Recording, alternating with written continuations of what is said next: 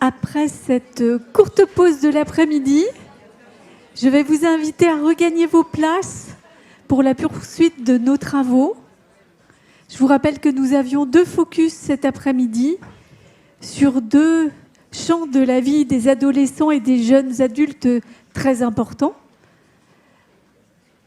La question de la vie scolaire et de l'insertion professionnelle que nous venons de traiter.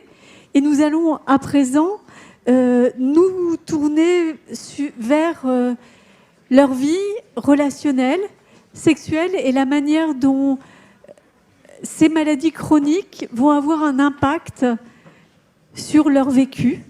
Nous allons dans quelques instants en parler, essayer de voir comment vivre avec la maladie et ses répercussions sur les relations, sur la construction d'une vie affective, sur la construction d'une vie sexuelle, comment est-ce que ça peut s'organiser et comment on peut accompagner au mieux ces jeunes pour un épanouissement dans ces 2 domaines. Alors, je vais inviter, pour échanger autour de ces questions-là, Lorraine Ronce, Annabelle Eliard, Yera Blé et Myriam Zerban à venir me rejoindre.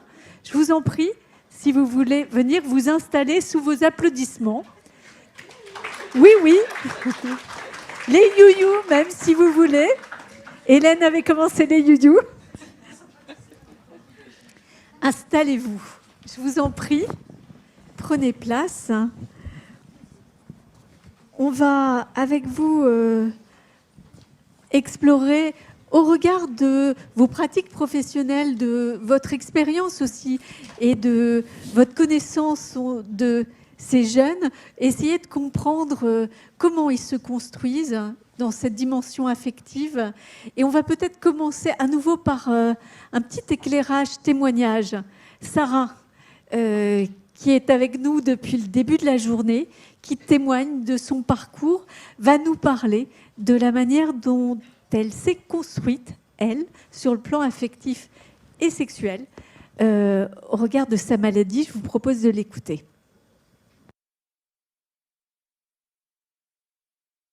Vie relationnelle, sexuelle, oulala. Alors là, ça a été très, très, trop compliqué pour moi. Amicalement, j'ai eu la chance de rencontrer des bonnes personnes. Au début, j'avais peur qu'on me rejette. J'ai mis du temps à pouvoir m'ouvrir et à pouvoir l'expliquer à certaines personnes. Et j'ai eu énormément de chance d'avoir rencontré les bonnes personnes.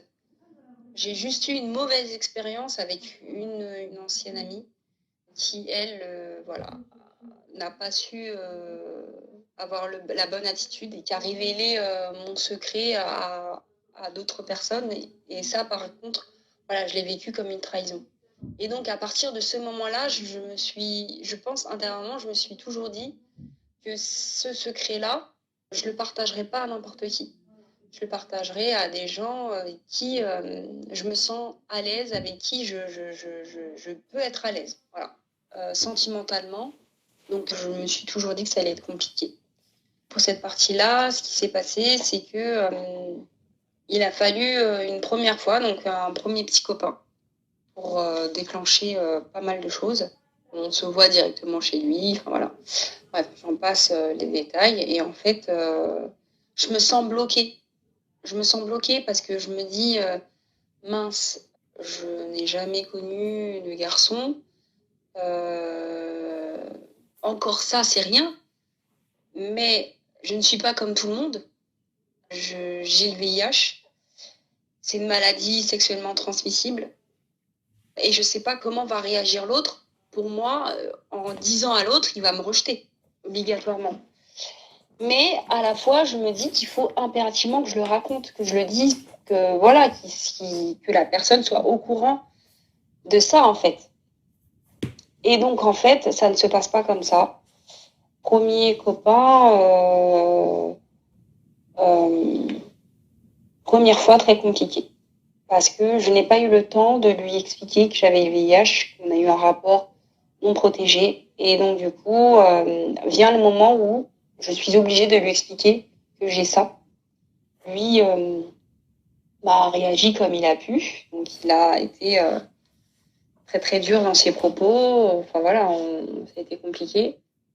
La chose que j'appréhendais le plus possible, le rejet, là, je le vis en pleine face, en fait. Du coup, à partir de ce moment-là, voilà, j'ai passé un pacte avec moi-même. Et je me suis jurée de toujours le raconter avant même d'avoir un rapport sexuel avec quiconque. Et donc, du coup, j'ai toujours expliqué ma pathologie. Et à partir de là, j'ai toujours eu peur du rejet. Mais à ma grande surprise, les hommes avec qui je vivais des longues relations, ils acceptaient en fait la maladie.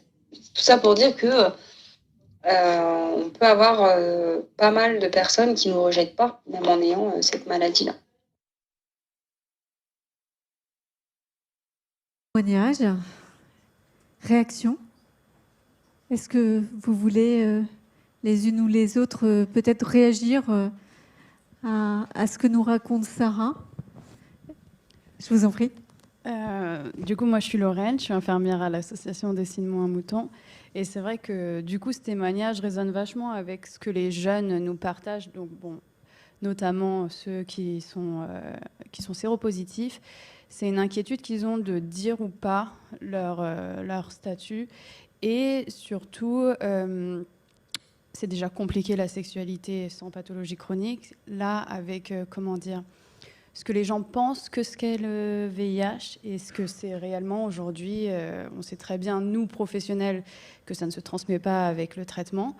Les personnes, leurs compagnons ne le savent pas forcément.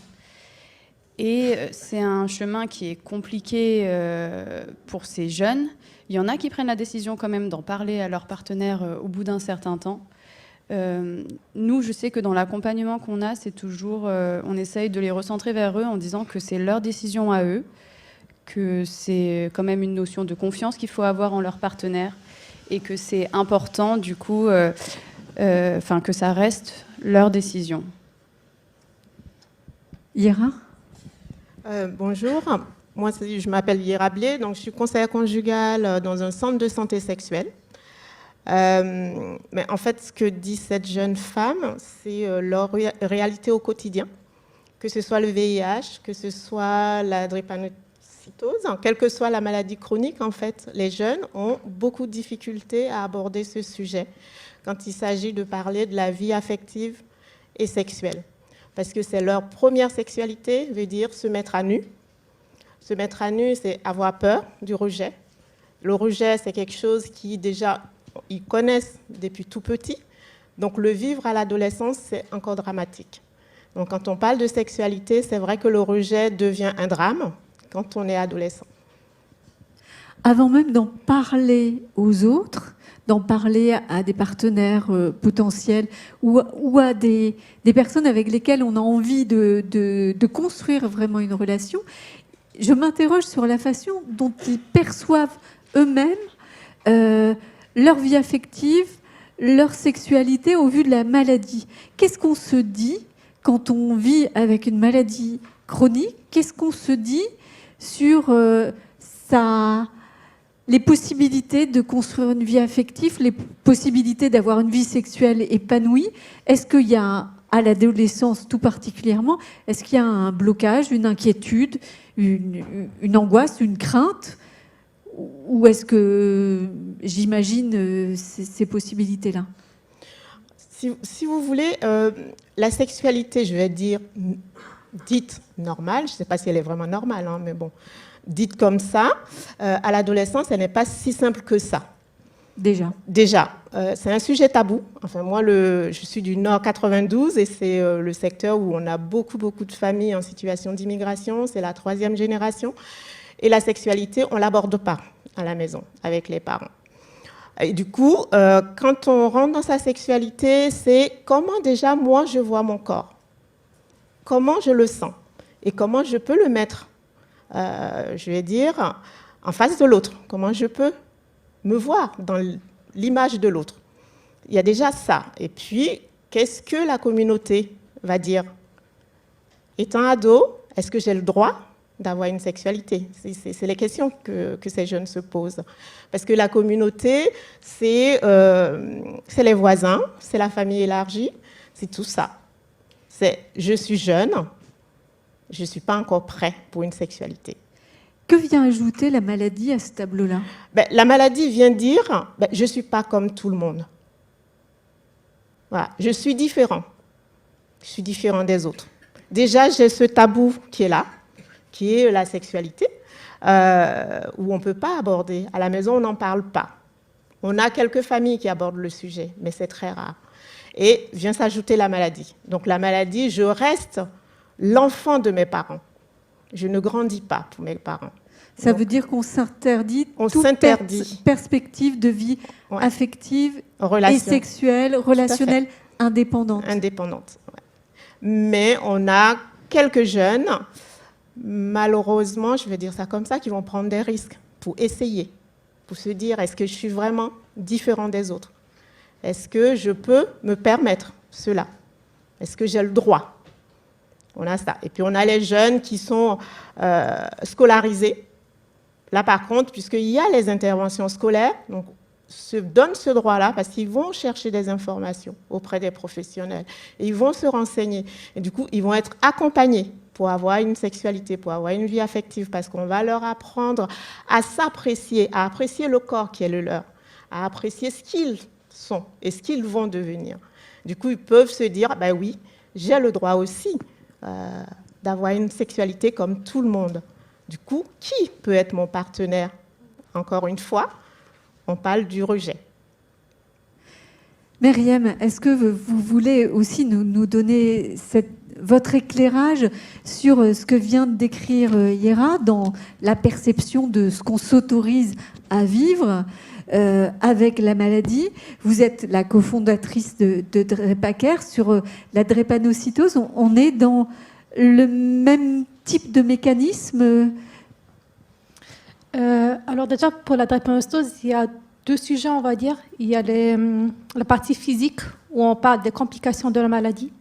Par exemple, l'ostéonécrose, on peut se retrouver avec des prothèses de hanche à un âge très jeune. Et il y a le préapisme aussi chez les hommes drépanocytaires. Du coup, il y a déjà des complications physiques, des blocages dans la vie sexuelle, mais physiquement, on va dire, c'est compliqué. Parfois aussi, les rapports peuvent causer des crises douloureuses. Déjà, il y a une sorte d'angoisse, on va dire, ce qui reflète dans la partie psychologique de la maladie.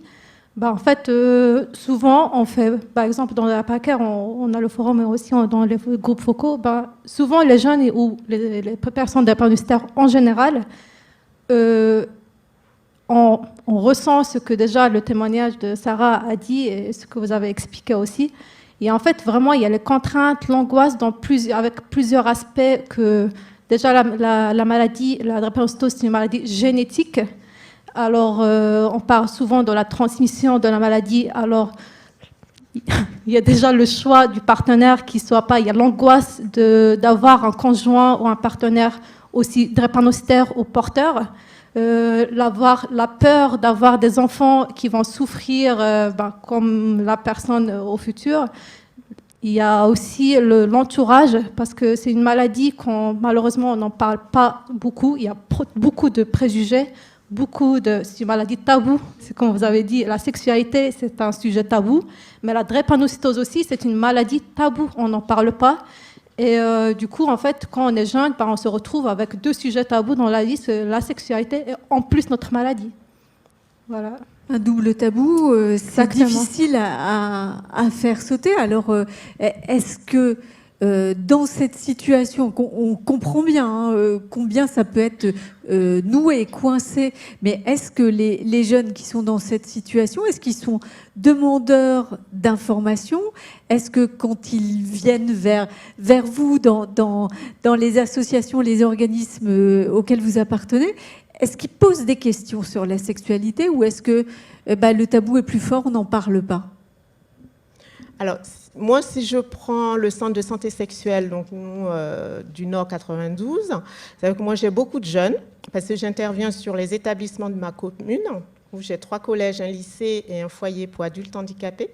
Donc tous ces jeunes-là viennent régulièrement, donc on en discute. C'est vrai qu'ils viennent chercher des informations, quelquefois ils viennent avec les parents, mais très rarement. Quand ils viennent avec les parents, souvent ce sont les parents qui ne parlent pas bien le français, donc ils ont besoin qu'on leur explique la différence qu'il y a entre leur maladie et leur construction sexuelle. Et ça, c'est très important, parce que quand ils arrivent, ils me disent « Ah ben tiens, Yera, je t'emmène ma mère ou je t'emmène mon père, et puis moi je m'en vais. » On ne te dit pas pourquoi, mais on te l'emmène. Donc tu expliques. Et généralement, ce sont les jeunes, je dirais des jeunes filles d'Afrique subsaharienne. Donc, majoritairement, ce sont des jeunes filles qui sont excisées. Du coup, il faut tout reprendre avec le parent, expliquer ce que c'est que l'excision, l'impact sur la santé sexuelle de cette jeune fille qui va être adulte, et expliquer aussi les complications qu'il peut y avoir avec cette excision et la pathologie de cet enfant. Et du coup, permettre aux parents de pouvoir discuter tranquillement avec son enfant après. Et par ce biais-là, l'ado va revenir plusieurs fois, et du coup, il va pouvoir voir le médecin, et le médecin va reprendre les explications. Donc, on travaille beaucoup avec les planches anatomiques pour leur expliquer ce qui se passe et tout. Quelquefois, les médecins les mettent sous contraception pour leur dire, vous voyez, vous êtes capable d'être comme tout le monde. Donc, ce qui est important, c'est vous. C'est qu'est-ce que vous voulez?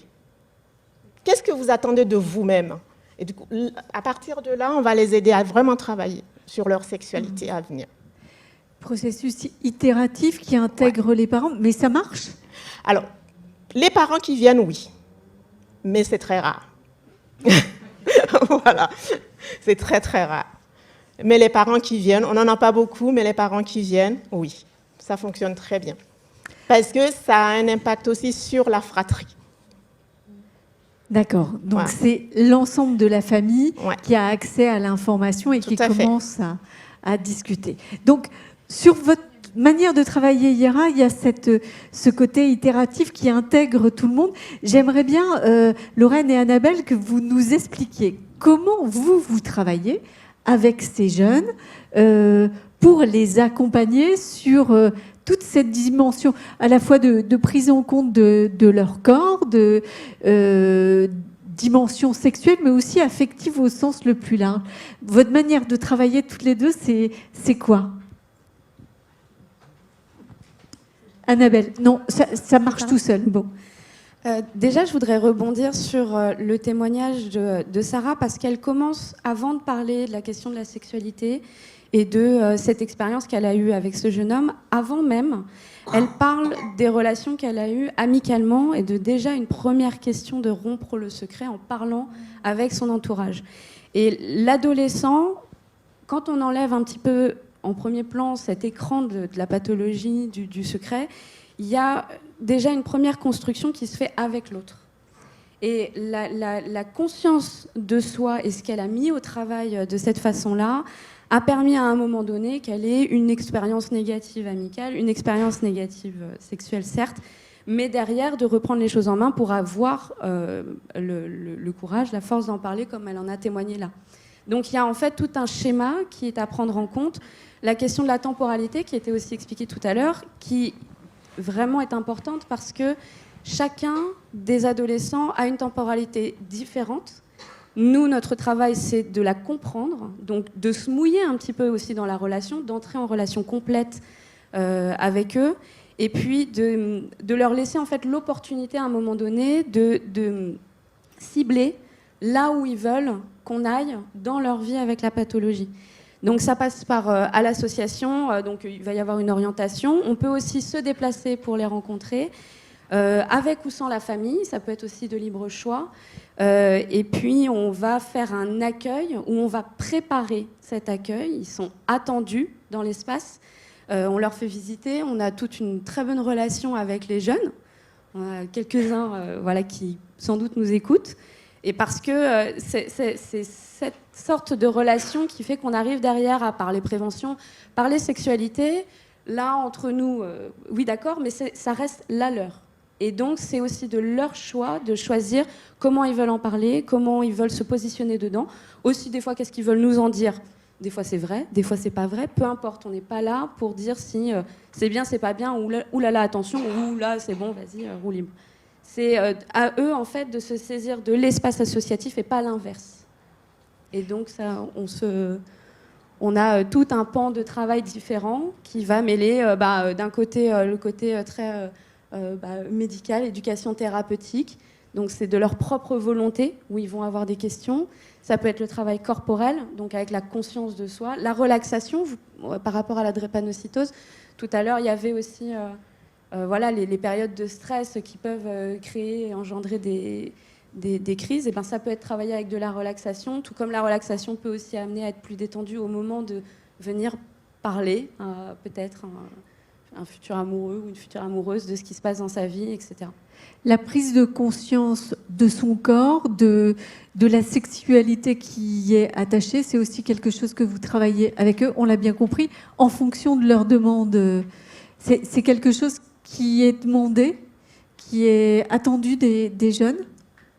Alors, il y a demandé directement et il y a indirectement. C'est que de l'indirect, parce que c'est dans les espaces que nous, on va estimer informels, que tout se joue. C'est dans les interstices de l'association, c'est entre deux baby-foot que peuvent se dire le maximum de choses, parce que il n'y a pas de blouse blanche, il n'y a pas, ou en tout cas elle est bien dissimulée, il n'y a pas, le côté, quand on dit oui, je ne veux pas aller voir le psychologue parce que je ne suis pas fou, ça dépend du positionnement du psychologue. C'est ce qui est ressorti ce matin avec les différents professionnels, même médicaux, très importants, mais qui en fait arrivent à déplacer un petit peu leur curseur pour arriver à accéder à ces personnes-là qui peuvent avoir de bonnes informations quand on y va correctement. Sans blouse blanche, Ouais. Lorraine, c'est comme ça que vous y allez. Ouais, sans blouse blanche. Et du coup, pour un peu aussi chercher les réponses, de savoir quelles sont leurs demandes et tout ça, nous, c'est vrai que sur le thème la santé sexuelle, on a organisé il y a quelques mois des focus group, en fait, pour savoir exactement quels sont leurs besoins, quelles sont leurs demandes. Parce que leurs demandes, c'est pas forcément nous ce qu'on aimerait leur apprendre, c'est ce que eux, lesquelles questions. Enfin, c'est leurs questions. Et du coup, on avait pris la décision, nous, de séparer les garçons et les filles, parce qu'on voulait pas que ce soit biaisé, le fait de dire leurs demandes, et les garçons et les filles, ils n'ont pas forcément les mêmes, ou ils ont les mêmes, mais peut-être qu'ils n'auraient pas osé le dire face à l'autre sexe. Et c'est ce qui a été démontré lors du focus group. Ils avaient des demandes qui étaient ultra communes. Ils avaient des points qui étaient extrêmement importants pour leur relation, que ce soit amoureuse ou même amicale. Notamment, nous, ce qui en était ressorti, c'était énormément sur la communication, sur la confiance, sur le consentement, sur tous ces points-là. Avec chaque fois un petit point où, sur la communication, et les jeunes garçons et les jeunes femmes disaient on n'arrive pas à communiquer avec l'autre sexe. Les garçons disaient oui, elles nous prennent pas au sérieux. Et les filles disaient oui, mais ils se moquent toujours de nous, ils nous provoquent. Et du coup, c'était ultra intéressant parce que ça nous a donné un axe de travail sur la suite, sur comment essayer de les guider, parce qu'ils savent ce qu'il faut faire, mais c'est parfois aussi un manque de confiance, un manque de choses sur lesquelles il faut travailler. Et c'est intéressant, cette méthode de travail, les focus group. Est-ce que ça a orienté une manière de travailler pour vous après, quand vous avez dépouillé ces résultats, quand vous les avez travaillés? Oui, on a déjà créé un premier atelier qui est pareil, c'était une des problématiques qui était ressortie. Du coup, qui est sur les conflits dans le couple, ce qu'on en fait, ce que c'est pour les personnes et comment on fait pour essayer soit d'éviter les conflits ou soit de les régler. Et là, on est en train de monter aussi un autre atelier qui n'est pas encore finalisé, qui sera plus vraiment très santé sexuelle sur le sexe, donc sur leur représentation, comment ça se passe en vrai. Tout ce que vous avez toujours voulu savoir sans jamais oser le demander. Exactement. Ok. Logique. Myriam, comment est-ce que vous accompagnez ces jeunes dans leur questionnement ou les réponses à apporter à leurs questionnements sur la vie affective et sexuelle. Alors pareil, on fait aussi des groupes focaux. Je trouve que c'est un format qui fonctionne bien, que ce soit en présentiel ou en ligne, pour les personnes qui ne sont pas en Île-de-France, mais que le sujet, voilà, ça les intéresse. Mais on a aussi dans l'application une partie, c'est la fonctionnalité forum. C'est une fonctionnalité qui a été très demandée d'ailleurs par la communauté. On peut discuter en anonymat. Comme ça, en fait, on peut poser des questions. Parfois, en fait, c'est pas forcément des questions, c'est juste, voilà, on veut partager son vécu, on partage son expérience et dire est-ce que je suis seule. Parce que, voilà, la maladie, déjà, c'est une maladie qui induit beaucoup l'isolement, la solitude. Et on a parfois juste besoin de partager notre quotidien avec d'autres personnes qui ont les mêmes conditions que nous. Pareil, en fait, sur le forum, on a une équipe aussi qui est modératrice pour... Parce que anonymat, c'est pas du tout la manière dont vous travaillez. Est-ce que ça produit une libération de la parole et des questionnements? Oui. Franchement, que ce soit pour les sujets de la sexualité ou le relationnel, parce que, comme vous avez dit, c'est vrai qu'il y a la relation de couple, mais il y a aussi la relation d'amitié, la relation de la fratrie, de la famille, même vis-à-vis de ses parents. Ce matin, on a parlé de la relation entre les parents et les enfants quand il y a la transition de enfant-adulte. Enfin, tous ces sujets qui sont liés à l'humain, au relationnel, en fait, on les retrouve dans le forum en anonyme, parce que c'est un espace, on va dire, où on ne va pas se faire juger parce qu'on ne se connaît pas forcément, et il y a un anonymat et c'est sécurisé, en fait. Du coup, on va dire que les barrières, ça s'enlève. L'application, puisque c'est une application mobile que vous utilisez, c'est aussi un outil plus adapté à ce public-là, de jeunes? Oui, aujourd'hui, la génération, elle est très connectée. D'où le choix d'ailleurs que l'application, que l'outil soit, on va dire, numérique. Après, on est aussi sur les réseaux sociaux, on est très très présente sur les réseaux sociaux, que ce soit les applications Instagram, Facebook, etc. Et là aussi, on trouve des questions des gens qui nous écrivent pour, encore une fois, partager leur ressenti. Après, il y a aussi des parents, les aidants en général, qui écrivent aussi pour voir en fait comment les parents ou bien comment les mamans réagissent par rapport, voilà, ma fille, elle a rencontré quelqu'un, mais j'ose pas lui dire, par exemple, de lui demander son statut par rapport à la drépanocytose. Enfin, c'est vraiment, il y a les ados, mais il y a aussi les aidants qui, parfois, ils ont besoin d'une orientation, d'une réponse plus spécifique à la maladie. Une réaction peut-être sur l'anonymat, sur cette question de l'anonymat, Yara? Alors, en fait, au centre de santé sexuelle, il n'y a pas d'anonymat.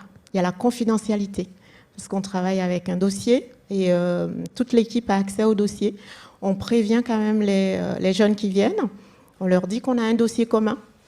C'est vrai que l'ado qui vient chez nous, on va le recevoir en individuel. Même s'il est accompagné du parent, on le reçoit d'abord. Et ensuite, on lui demande l'autorisation de recevoir le parent. Et du coup, c'est lui qui va chercher le parent. Donc, il va faire un résumé aux parents de ce qui a été dit. Et ensuite, on va entamer la discussion. Parce que quand l'ado vient en premier lieu, il ne vient jamais seul, il est toujours accompagné d'un copain. Voilà, donc... pas d'un parent. Il est toujours accompagné d'un copain. Et le copain va attendre aussi, pareil. Le copain ne vient pas en entretien. Parce que l'ado, quand il vient pour la première fois alors, moi, j'appelais ça CPEF, qui est devenu un centre... J'ai du mal avec le centre de santé sexuelle. Quand ils viennent au CPEF, c'est pas forcément pour aborder la sexualité. C'est plutôt pour aborder leur souffrance et surtout pour pouvoir dire comment eux, ils voient leurs parents par rapport à leur pathologie. C'est aborder la souffrance des parents. Parce que les parents sont persuadés que les enfants ne sont pas conscients de ce qu'eux vivent, alors que c'est faux. L'enfant sait. Surtout dans la communauté, je dirais, Afrique occidentale, on parle beaucoup. C'est des familles très, très élargies. Et souvent, ce matin, vous avez beaucoup abordé la précarité. Souvent, ce sont des familles qui sont en très grande précarité. Donc, c'est l'oncle, la tante, la sœur ou autre qui va aider financièrement. Et du coup, ça va tourner dans la famille. mais ils sont persuadés que l'enfant ne sait pas ce qui se dit. Et en fin de compte, l'ado est au courant, il sait que son parent est souvent humilié parce qu'il n'a pas les moyens, et du coup, il a besoin d'un lieu pour aborder le sujet. Donc, quand ils viennent chez nous, souvent, c'est pour dire « Ah ben, Ira, je suis venue te voir parce qu'il faut qu'on cause. » Souvent, c'est ça, il faut qu'on cause. Donc, je leur dis « Je t'accorde un quart d'heure, mais on va rester 1 heure, 1h30, parce qu'il faut qu'il raconte ce qu'il a vécu, son manque de sommeil, ce qui s'est passé. Et puis, bon, non, aujourd'hui, j'ai pas envie d'aller à l'école. » Et du coup, tout ça, ça se négocie. Et souvent, on parle de ça avant d'aborder la sexualité. Et c'est vrai que la sexualité, c'est vraiment le dernier sujet. Parce que, tiens, j'ai vu tel film. Alors, on a été un moment sur des sites où ils vendaient des photos des pieds. Du coup, on a été sur ça. Ça a été vraiment le sujet qui emmenait à la sexualité, en fait, chez l'adolescent. Vous voyez, donc ils ne viennent pas en premier lieu pour aborder la sexualité, même si ils y pensent. Ce qui est étonnant, en fait, depuis le début de l'après-midi, c'est qu'on tourne, quand on parle du monde du travail, de l'école, de la vie affective, on tourne finalement autour d'un point d'entrée qui est la culture du secret, ou l'entretien du secret, ou la manière dont on peut le lever ou pas. Et finalement, même sur ces questions-là, c'est ça que vous traitez avant tout. Pardon. En fait, je pense que c'est ça qui va emmener le jeune à pouvoir se confier. C'est-à-dire qu'être disponible, être à l'écoute, ne pas prendre le devant, c'est-à-dire que ne pas décider à sa place. Le laisser venir. Souvent, c'est ce que même les médecins chez nous le disent, laisser toujours le jeune venir. Quelquefois, ils vont nous dire, j'ai jamais eu de rapport sexuel, mais j'ai pas mes règles. Ça veut tout dire. Voilà. J'ai jamais eu de rapport, mais j'ai pas mes règles. Et quand on leur propose de faire un test de grossesse, elles vont dire, non, on fera ça demain. Elles vont revenir le lendemain, on va le faire, et le test est positif. Du coup, là, on va pouvoir aborder le sujet. Vous voyez, c'est pas du tout, je viens, je suis au clair avec ça, et je vais pouvoir aborder. Parce que généralement, ils vous disent, je ne suis pas comme les autres ados. C'est pouvoir les rassurer en disant, si, tu peux être comme les autres à condition de le vouloir. C'est toi et toi seul qui sais. Qu'est-ce que tu as envie de devenir? Nous, on ne sait pas. On est là pour t'accompagner. Donc, voilà. Point important, Annabelle, vous êtes psycho-socio-esthéticienne. Donc, tout ça... Facile à dire. Il ne faut surtout rien oublier. Et par rapport à la discussion qu'on a, il y a une approche globale de la personne, de son corps, comme de son esprit, de la manière, sa psyché, j'allais dire. Comment est-ce que vous les abordez avec, dans cette globalité, dans cette complexité, puis on va dire peut-être dans ce flou qui peut les habiter quant à ce qu'ils veulent dire, partager ou pas? Ce qu'on entend beaucoup en ce moment de la psycho-socio-esthétique, ou socio-esthétique, c'est un titre reconnu, pas très connu, mais reconnu. C'est une approche où l'outil de médiation, c'est ce qu'on connaît vulgairement comme l'esthétique, mais l'esthétique et l'ornement sont deux choses différentes. L'esthétique, ça va être le corps, ça va être la conscience de soi, ça va être la confiance en soi, mais aussi la confiance en l'autre, ça va être l'estime, enfin un petit peu tout ce qu'on entend en ce moment. Et l'approche globale, elle ne dépend pas du tout de moi, elle dépend de comment on communique en équipe. L'approche globale, elle est là-dessus. Moi, mon articulation, elle se fait parce qu'avec des soins d'approche esthétique, même sans toucher, par exemple, alors pour me faire comprendre, je me raccroche à ma pratique, mais une jeune femme drépanocytaire qui, de par une crise et puis un vécu hospitalier difficile, avait besoin de soins psycho-socio-esthétiques, mais elle me dit, vous ne pouvez pas me toucher, ça va me faire mal. Donc on a travaillé en miroir. C'est-à-dire que dans ma gestuelle, dans toute la mise en place sensorielle de la salle, elle a pu y trouver une indication, un aiguillage pour essayer de travailler un peu soit le schéma corporel par du mouvement, ou alors simplement un toucher relationnel adéquat à ce dont elle avait besoin à ce moment-là. Et l'esthétique, que ce soit dans la salle, donc en séance individuelle ou alors en atelier collectif, ça permet de travailler les outils psychosociaux. Et ces outils psychosociaux, ils servent à la vie relationnelle, la vie affective, la vie sexuelle, mais aussi à venir travailler parfois, quand on en a envie, un petit peu tous les pans du passé. On reçoit, il y a un facteur qui est aussi beaucoup à prendre en compte, c'est que ça peut être aussi des mineurs non accompagnés, qui ne sont pas forcément dans la position de migration, mais bien d'exil, et qui ont subi, avant d'arriver, déjà un rejet.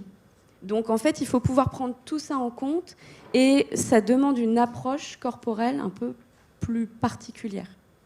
Et ça vient se travailler, et lorsque une séance individuelle qui des fois peut prendre 6 mois avant que je puisse avoir un premier contact, qui sont des contacts pas faciles professionnellement, parce que c'est des personnes abîmées, et ben après il faut pouvoir en comprendre quelque chose et le partager en équipe. L'approche globale dépend de l'équipe, et pas que d'une profession.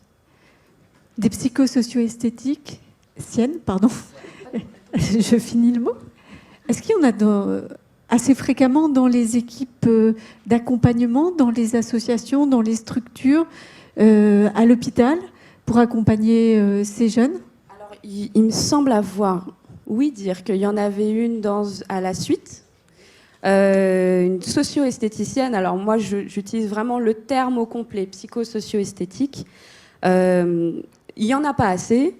De toute façon, c'est un métier comme si on prenait la psychomotricité il y a 60 ans, c'était vu comme de la gymnastique. Bah, nous, on est vu comme des esthéticiennes du social, alors que ce n'est pas ça. C'est un métier qui est en constante évolution et en recherche aujourd'hui. Ça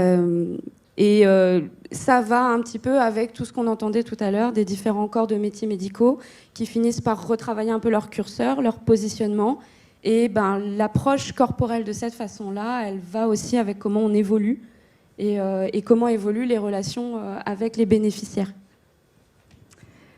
Vous nous dites qu'il n'y a pas assez de psychosocio-esthéticiennes dans les équipes. Vous m'offrez un tremplin pour la question que j'ai posée à tous les intervenants depuis le début de la journée. Est-ce que sur cette question de l'accompagnement de la vie affective, est-ce que vous pensez que les besoins des jeunes que vous accompagnez sont couverts? Est-ce qu'on répond à leurs besoins ou est-ce qu'on n'en fait pas assez ou pas comme il faudrait? Qu'en pensez-vous? Alors, moi, je trouve qu'on n'en fait pas assez, déjà. Et puis, on n'a pas assez de moyens humains. Quand on prend l'exemple des socio-esthéticiennes, au CPEF, nous, on n'en a pas.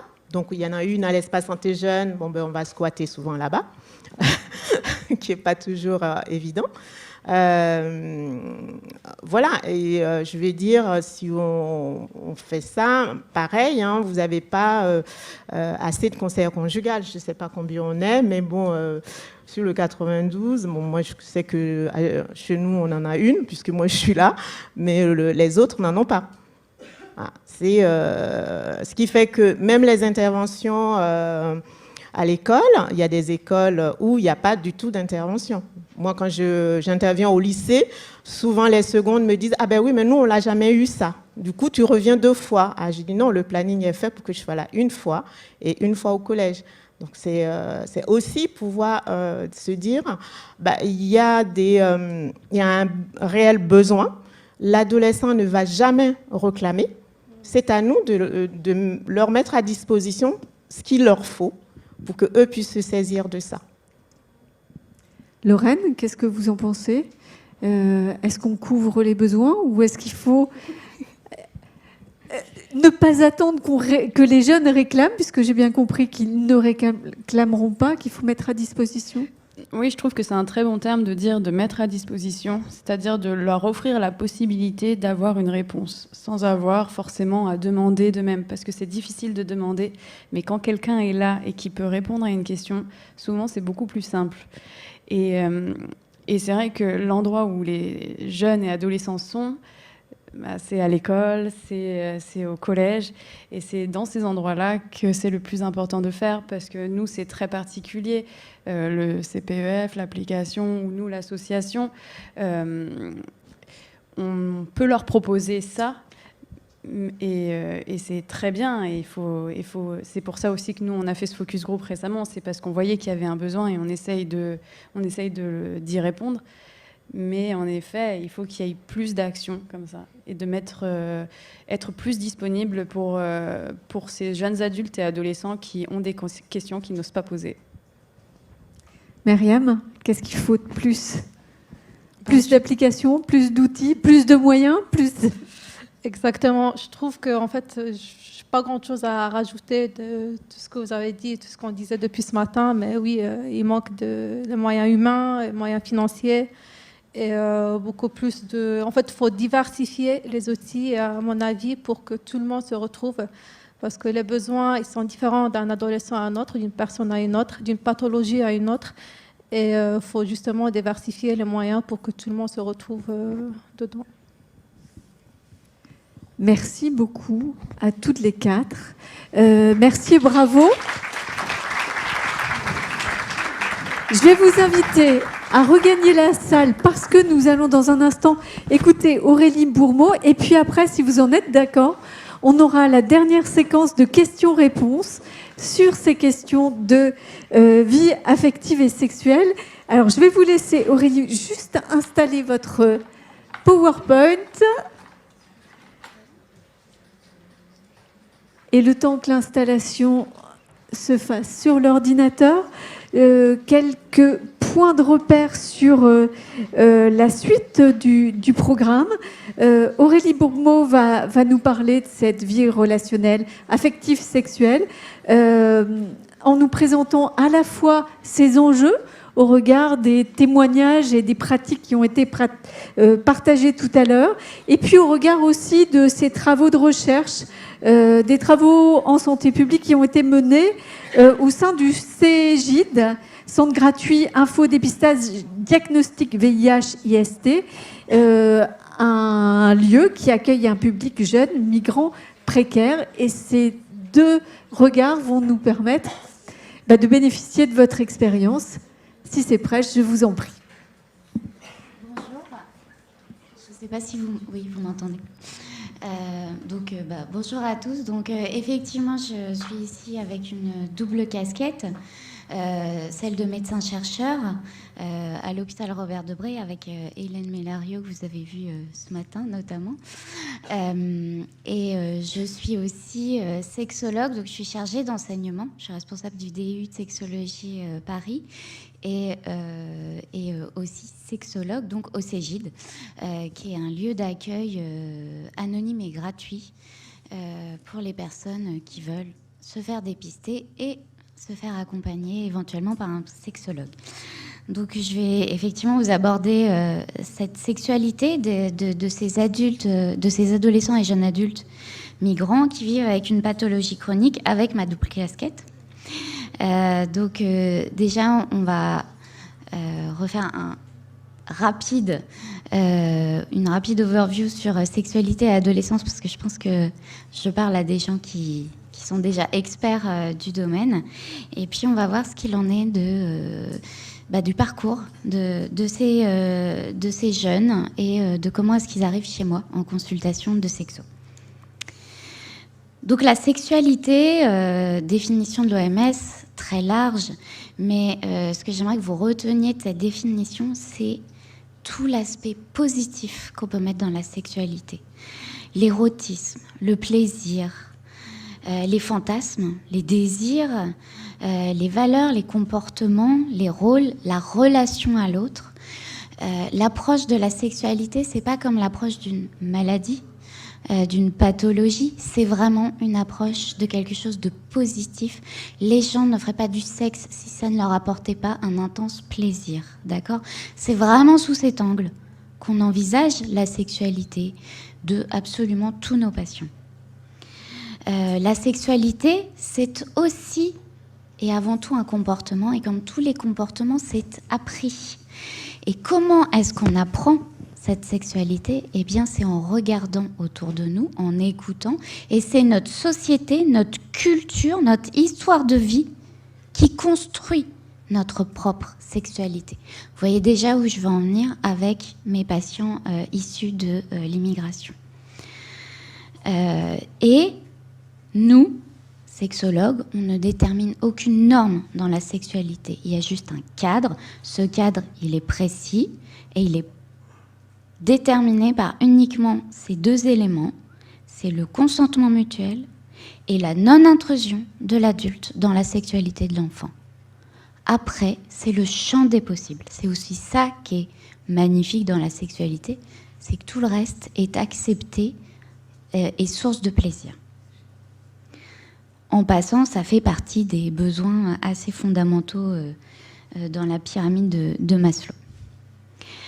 Son pendant, c'est la définition de la santé sexuelle. Là, c'est pareil, on a 4 spécialistes de la santé sexuelle qui viennent de passer devant nous, donc juste rapidement, hein, c'est toujours une approche positive. On n'approche jamais la sexualité, la santé sexuelle par le domaine du « attention, ne fais pas ça, tu vas risquer ça ». Le pendant, c'est les droits sexuels à la santé sexuelle. C'est vraiment tous les droits que l'OMS a fixés pour l'ensemble des individus en matière de sexualité. Attention, encore une fois, ces droits, ils sont issus de la Déclaration universelle des droits de l'homme. C'est une vision occidentale. Toujours rapport à nos petits passions. L'adolescence, non. Les adolescences. C'est la caractéristique de ces patients, de ces jeunes, c'est qu'il n'y en a pas un qui est pareil que l'autre. Là, je vous ai mis l'image de la super copine de... c'est une Kardashian là, que vous voyez, qui disait vous voyez ce que ça veut dire d'être un late bloomer, donc quelqu'un qui se développe un peu tardivement. J'ai qu'1 an de différence d'âge avec Miss Kardashian à côté, qui est déjà très féminine. D'accord ? Les adolescents, après, c'est tout ce qu'on en connaît. Hein. C'est la difficulté à entendre les paroles des parents, la prise de risque, quel qu'il soit, la découverte des autres, de tous les autres, et actuellement, bien sûr, l'intrusion et l'utilisation des réseaux sociaux. Attention à la représentation que les adultes ont de l'adolescence.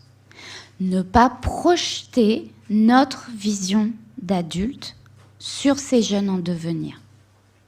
On a tous une image de l'adolescence. Une image qui plus est de l'ordre de la fascination. On imagine soit un mélange de pureté, soit un sentiment d'invisibilité, le fait que les adolescents pensent qu'ils peuvent tout faire, rien ne peut leur arriver. On imagine tous l'initiation à la vie sexuelle. Mais on a une pensée magique sur l'adolescence, soit négative, soit positive. Mais ça, c'est la vision de l'adulte qui se projette sur l'ado. C'est pas la vision que lui, il a de lui ou de ses copains. On repart dans les chiffres, l'épidémiologie, mon premier amour. Donc l'adolescence, ça se définit de 10 à 19 ans. Adolescent, jeune adulte, 10-24 ans.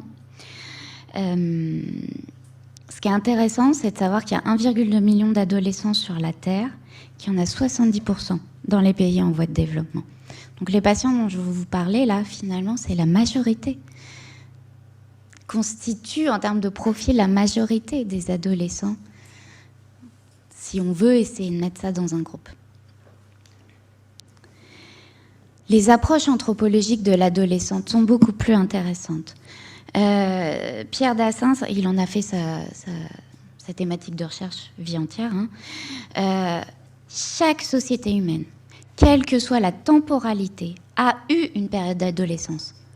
Les adolescents, les syndromes de Tanguy, c'est pas une spécificité française. Il y a toujours eu une adolescence, dans quelle que soit la société, d'accord ? Elle n'était pas juste vécue de la même façon. Mais il y a toujours eu besoin de ce rite de passage, associé au symbole de fertilité. Par contre, elle n'est pas forcément classique comme on peut l'imaginer à l'heure actuelle. Encore une fois, on projette. Hein. Nous, adultes, on projette quelque chose de classique. Vous avez des sociétés où l'adolescence est très bien intégrée, c'est-à-dire que l'adolescent a des fonctions, une existence propre, une utilité dans la société, souvent des sociétés où la famille est très présente, et ça se passe à merveille. C'est plus compliqué quand l'adolescent, on lui dit bah, t'es pas un enfant, mais t'es pas encore un adulte. Et ça ressemble un peu plus à nos sociétés à nous. Quel est le vécu de la sexualité de cet adolescent en devenir? Pour l'adolescent, ce qu'il observe, hein, c'est vraiment le changement de son corps. Et il va réagir par rapport à ce changement. Il va être beaucoup plus pudique.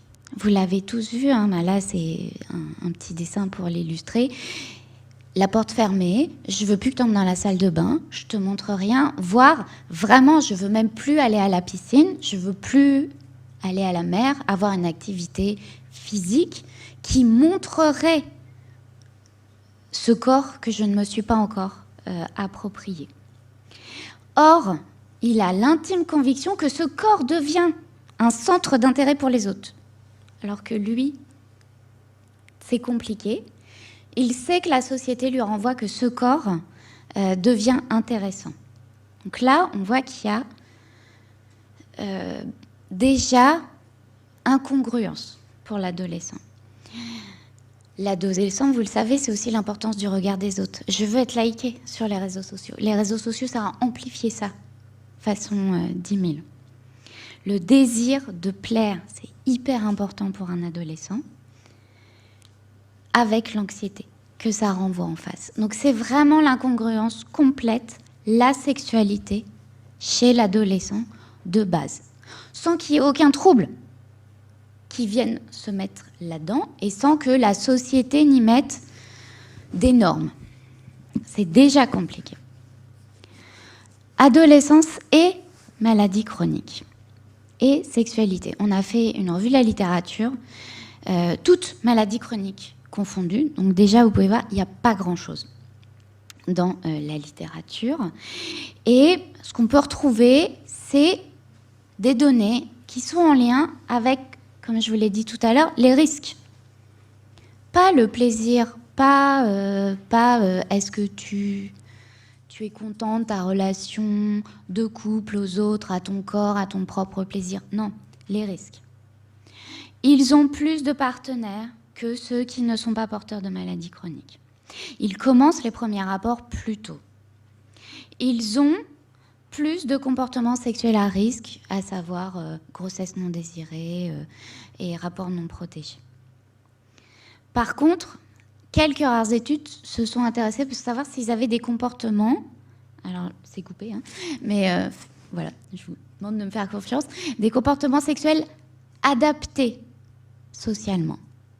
Comme si voilà, être porteur de maladies chroniques, ça pouvait faire que vous vous retrouviez dans des relations aux autres inadaptées.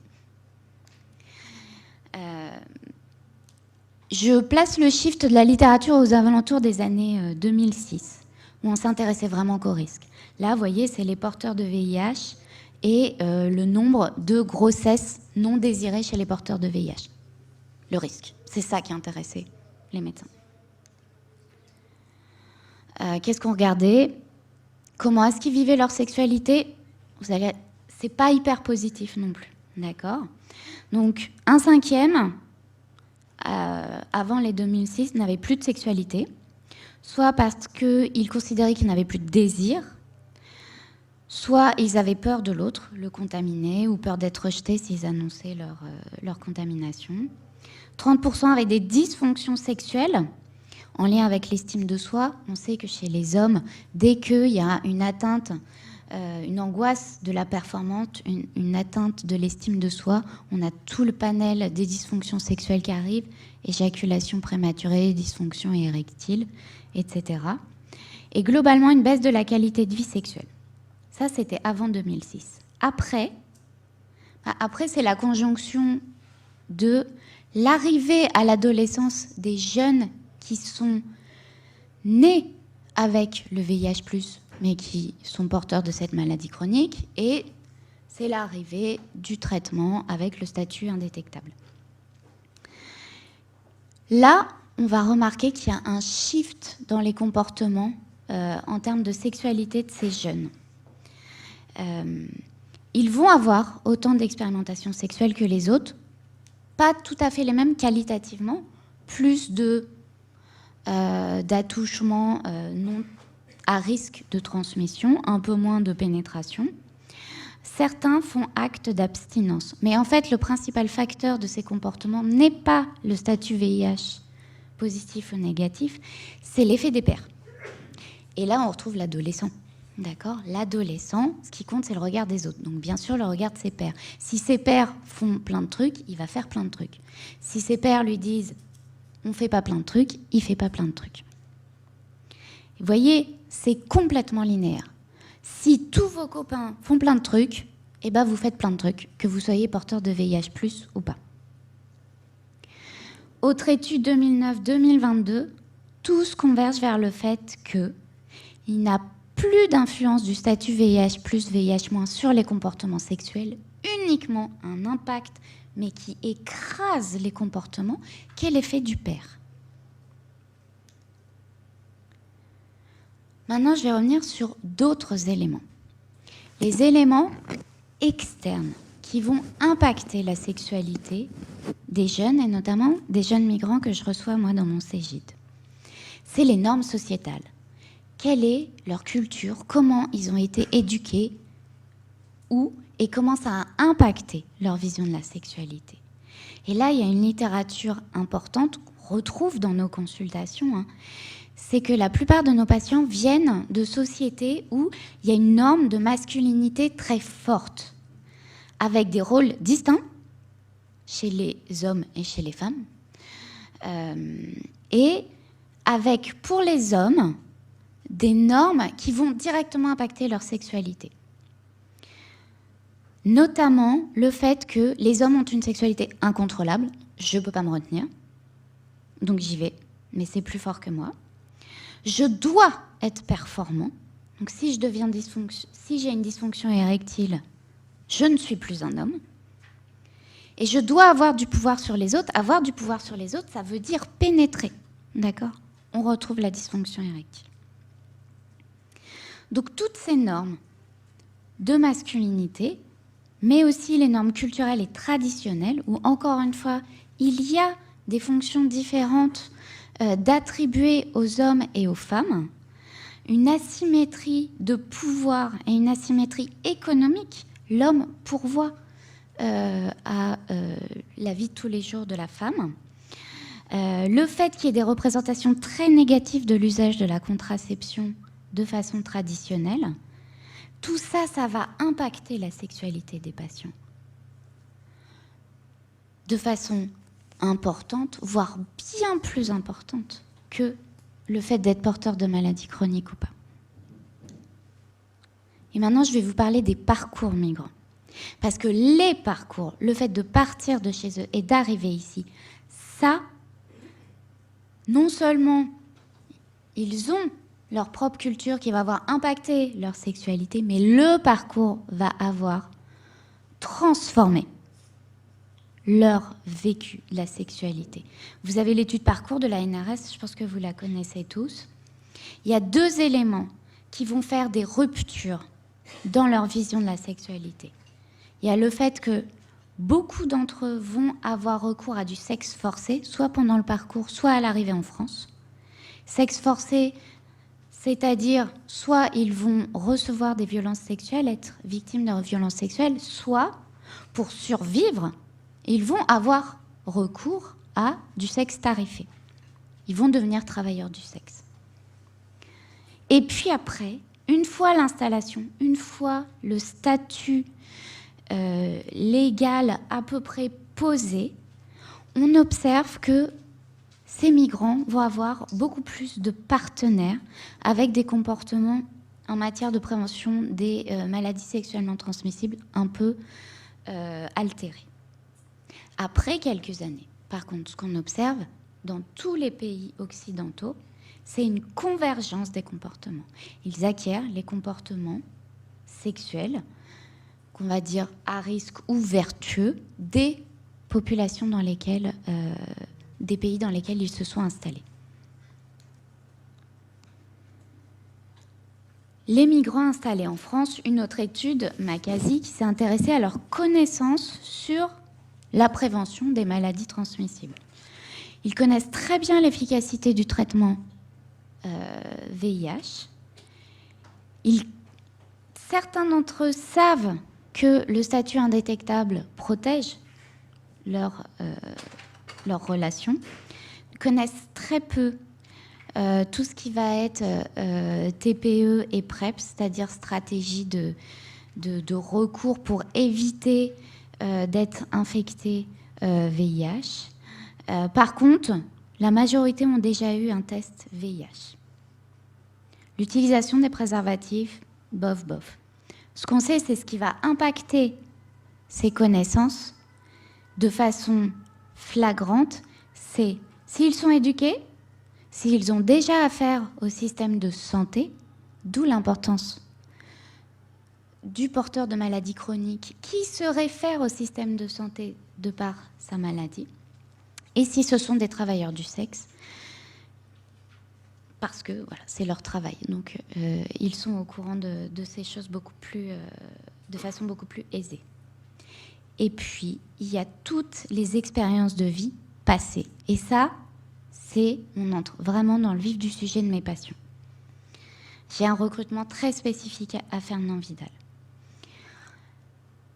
Les patients que je reçois ont en grande majorité une histoire d'abus sexuels dans l'enfance.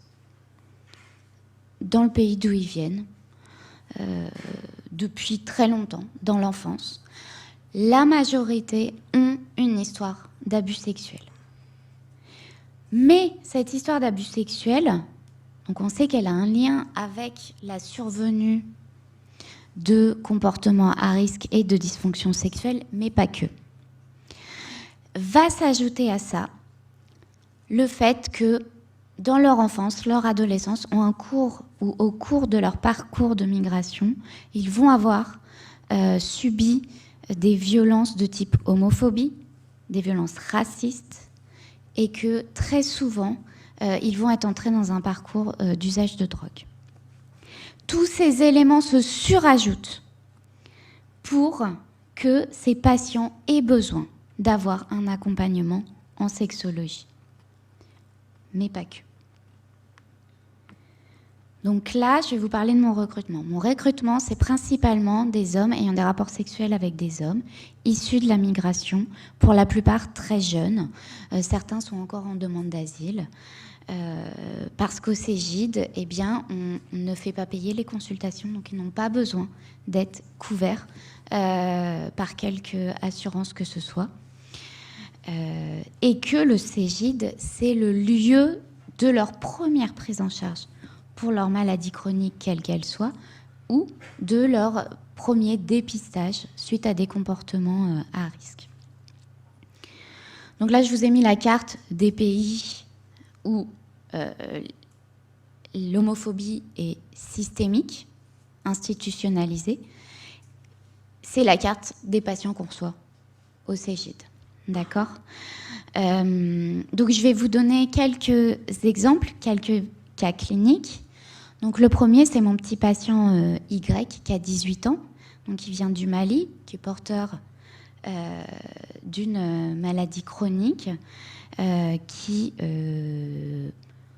prend la trithérapie, se sait indétectable, vit très bien avec son VIH, a des connaissances vraiment parfaites sur la gestion de sa maladie chronique. Sa maladie chronique a à peine été abordée en consultation avec moi.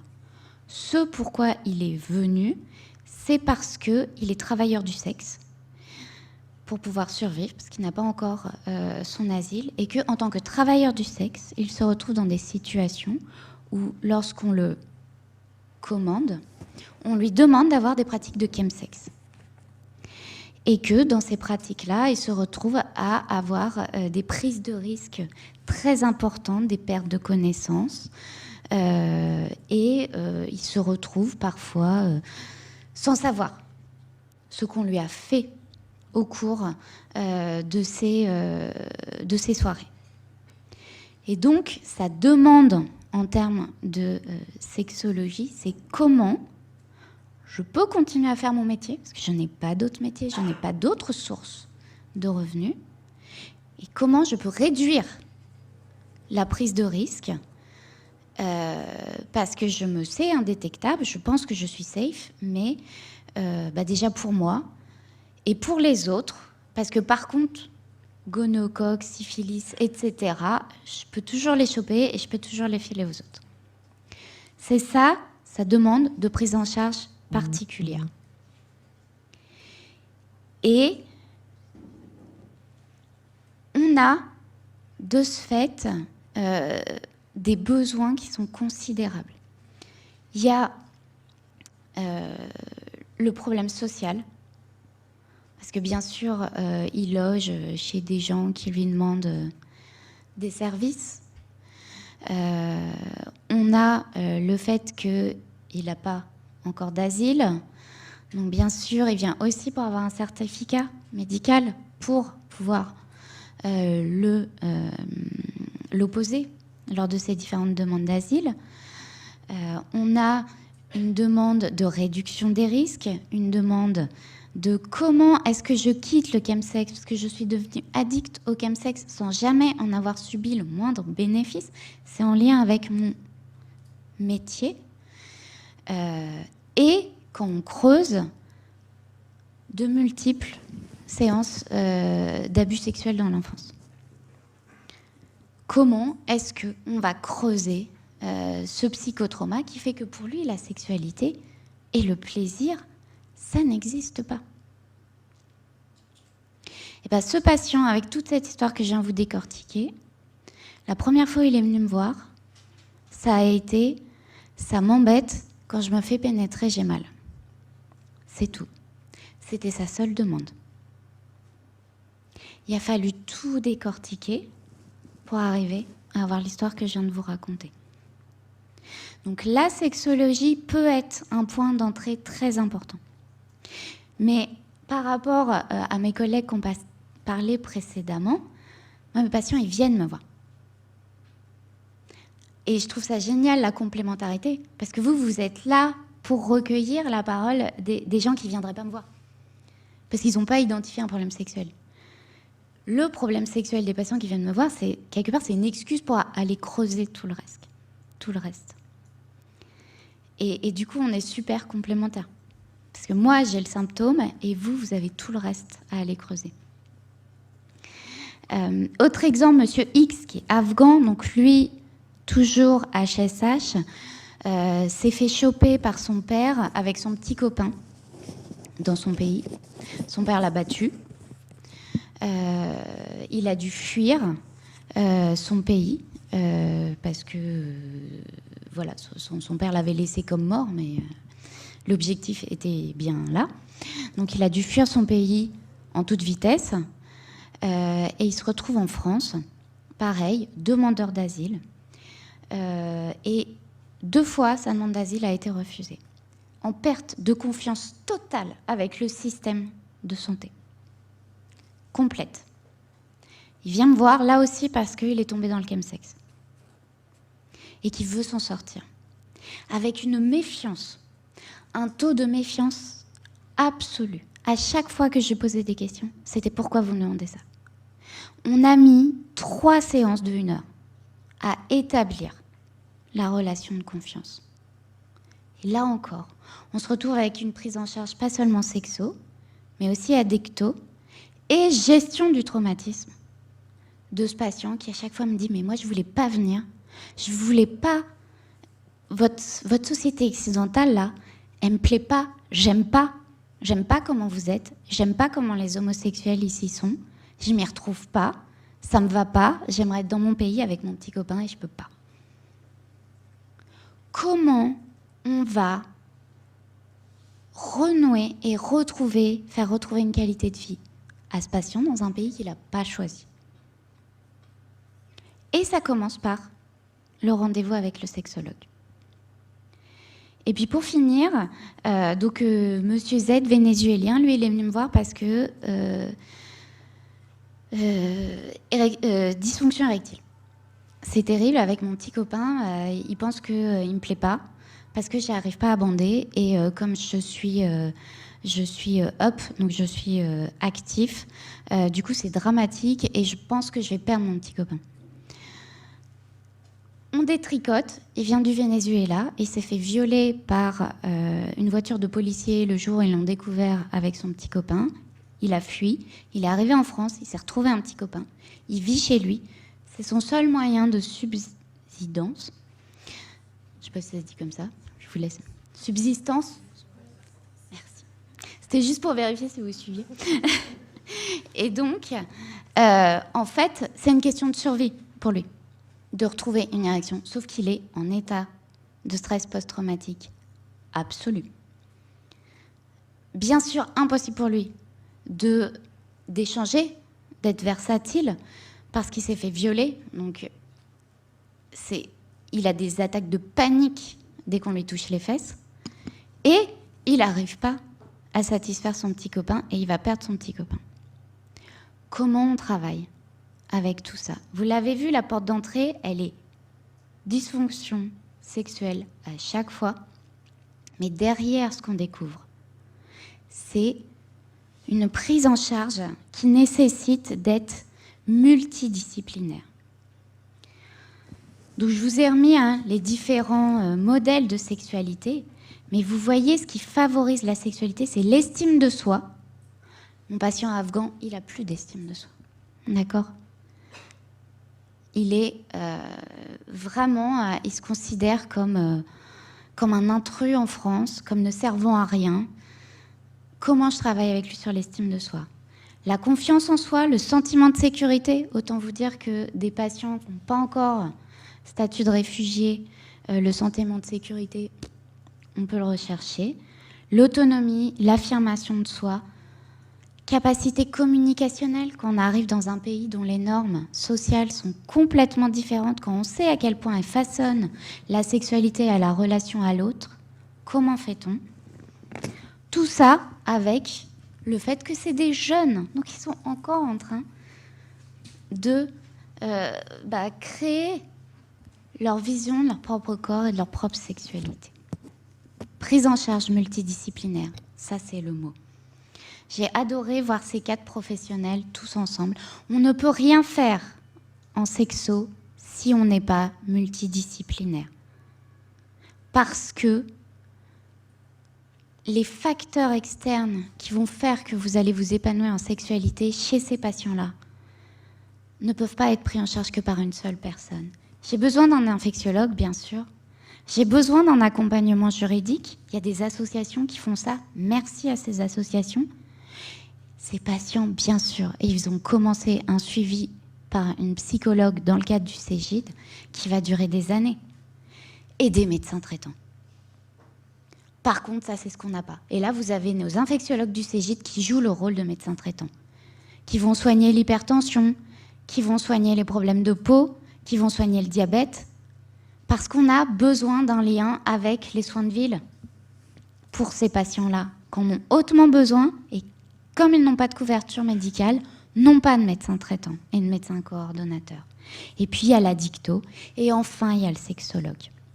Mais le sexologue, quelque part, il est à la croisée des chemins de tous ces liens qu'on peut faire. Et on est juste une porte d'entrée. Parce que finalement, la dysfonction érectile ou l'éjaculation prématurée, on la soignera que quand on aura pris tout ça en compte.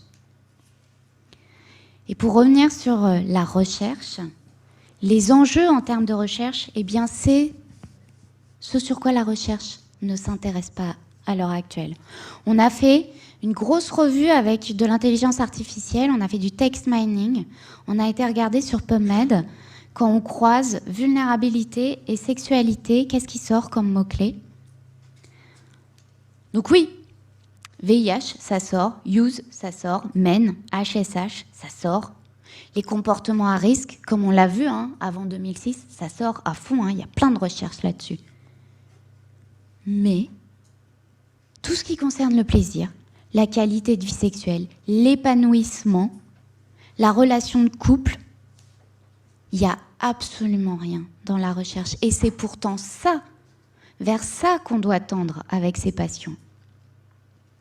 C'est pas seulement pour nos hommes de 70 ans opérés de la prostate. D'accord ? Donc ça, c'est les enjeux de la recherche. Et les enjeux du soin, c'est vraiment d'essayer de les accompagner sur leurs symptômes, leurs douleurs, leurs souffrances, ce pourquoi ils viennent nous voir, de façon générale, pour leur vraiment, dans un objectif de qualité de vie sexuelle, de plaisir, d'autonomie et de choix. Je vous remercie.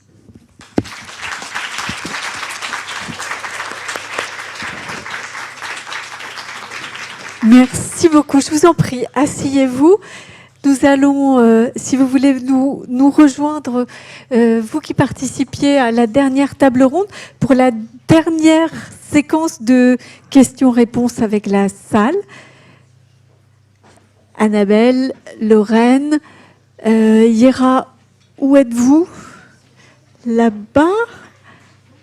Nous étions, Myriam aussi. Venez vous installer. Et monsieur, alors, Myriam, mettez-vous ici, je vous en prie. Monsieur, vous avez le micro? Non, madame, pardon, excuse-moi. De nouveau, prof d'activité physique adaptée, c'est juste une réflexion par rapport à votre construction dans l'adolescence.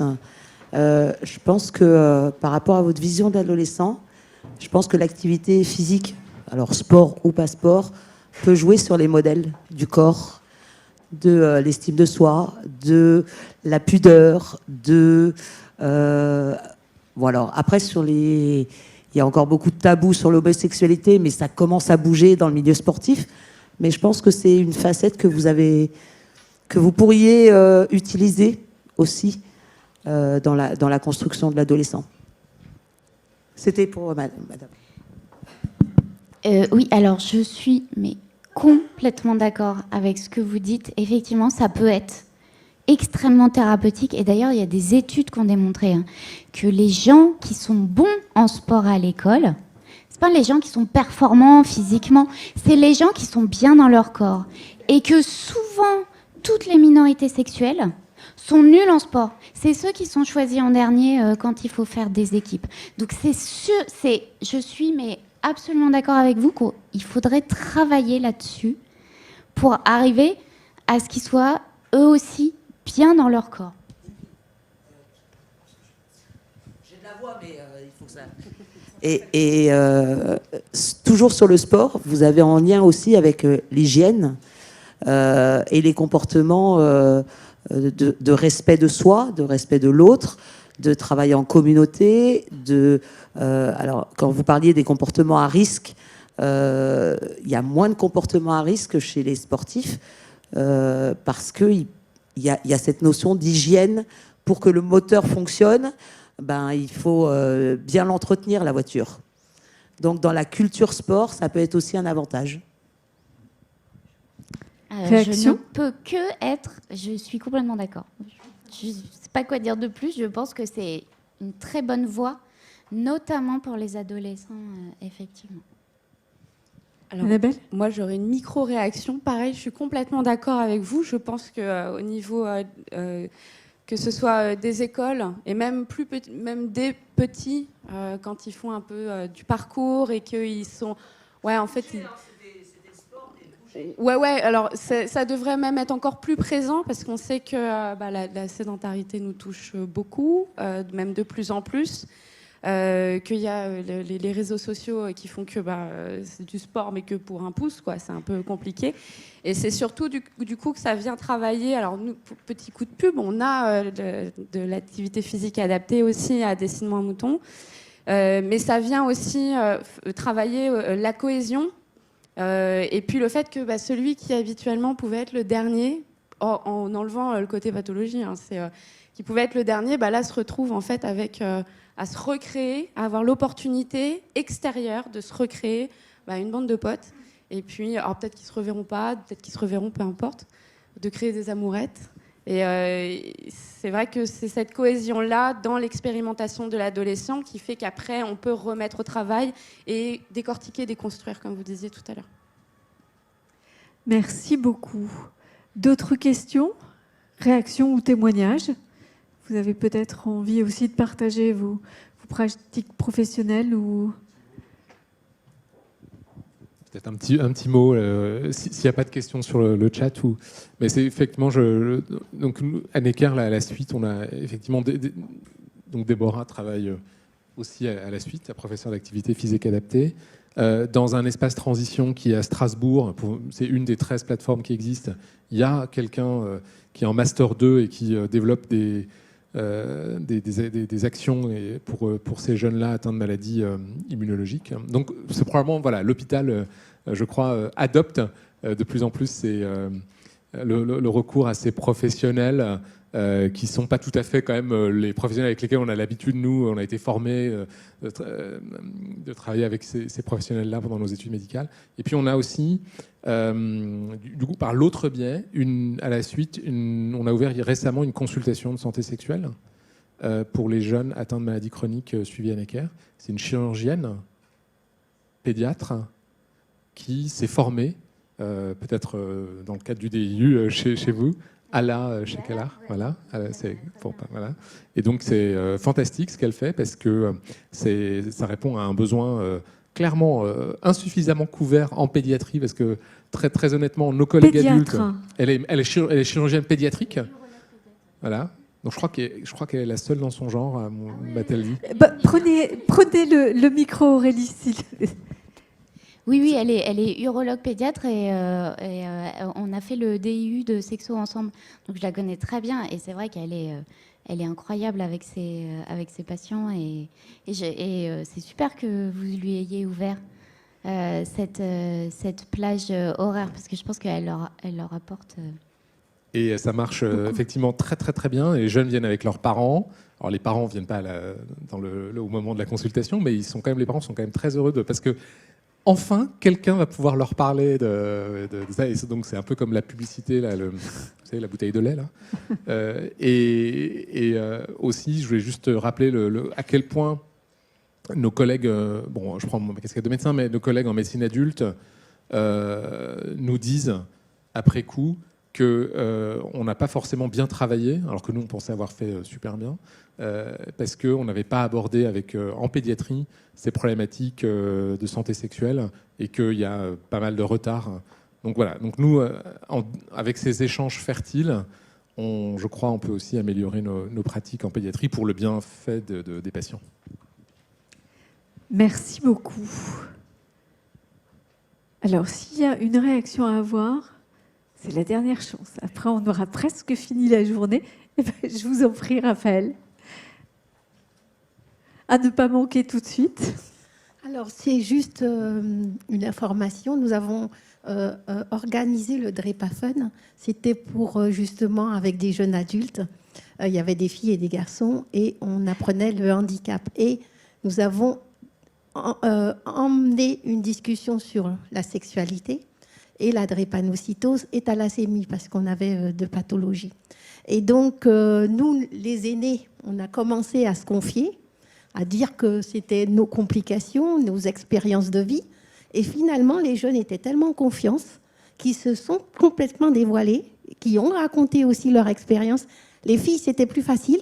Les garçons sont finalement arrivés à même parler du priapisme. Il y avait certains garçons qui n'avaient jamais connu ça, mais au moins, ça a permis d'être informés sur la chose et sur les difficultés du sexe avec une pathologie. Et donc, le fait de savoir que ça arrivait à d'autres, en fait, ça a démystifié. Et les autres, et tout le monde disait « à toi aussi, ça arrive. À toi aussi, tu as une crise après ». Et finalement, on a fini par en rire. Et c'est ça l'avantage, c'est-à-dire que c'est démystifier cet acte et c'est ces vies un peu chaotiques et ces douleurs, en fait, ces traumatismes avec la pathologie et la sexualité qui finalement est un bon avantage de parler, de libérer la parole et de se dire ah ben, finalement je ne suis pas tout seul et de trouver des trucs et astuces. Donc du coup, nous les aînés, on donnait des petits trucs et astuces et puis d'autres qui étaient plus actifs que d'autres expliquaient un petit peu. Donc du coup, ça a complètement libéré la parole et finalement d'un thème, on a pu faire un autre thème. Merci beaucoup pour ce témoignage qui, encore une fois, pointe l'importance de la paire aidance pour avancer. On en parlait à propos des plateformes et de l'intérêt de pouvoir y regrouper ou en tout cas y organiser de la paire aidance. Est-ce que c'était la dernière intervention ? Eh bien, je vous remercie. Je crois qu'on n'a presque pas débordé. Je vous remercie, mesdames. Je vais vous inviter à regagner la salle. Merci beaucoup.